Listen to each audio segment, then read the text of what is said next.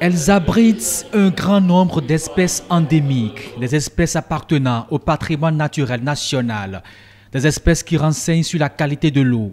Il s'agit des eaux souterraines.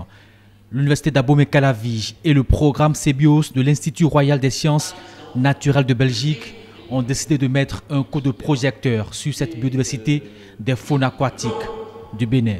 C'est en 2007 que cette étude a commencé grâce au professeur Claude Boutin de l'université Paul Sabatier de Toulouse qui a voulu m'initier à l'étude de cette faune. Et étude au cours de laquelle j'ai fait une thèse de doctorat qui a consisté à faire ressortir quelques espèces aquatiques souterraines du Bénin et au nombre desquelles nous avons trouvé au moins 15 espèces déjà qui sont découvertes pour la première fois et qui sont des espèces nouvelles pour la science. Et je peux vous dire que le fait qu'il y a un handicap taxonomique, il n'y a pas de spécialistes au Bénin, ça nous oblige à faire des collaborations avec l'extérieur, notamment la France, la Belgique, l'Espagne, l'Arabie Saoudite, pour pouvoir trouver des spécialistes de chaque groupe afin de les étudier. Bien sûr, on connaît ce qui est en surface, les arbres, les plantes, les fleurs qui sont assez grosses pour être connues.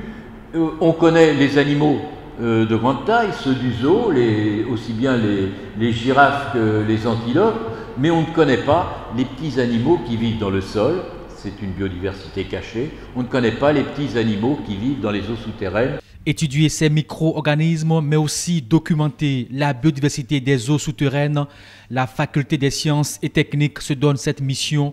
Le programme CEBIOS, lui, assure le renforcement des capacités.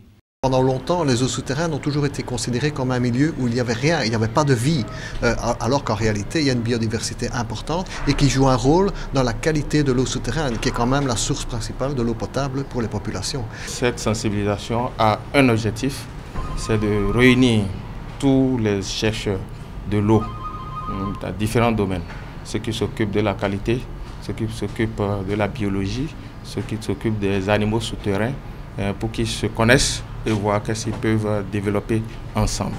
Donc la spécialité, nous avons un seul au Bénin, c'est le jeune docteur que nous espérons que l'université va recruter.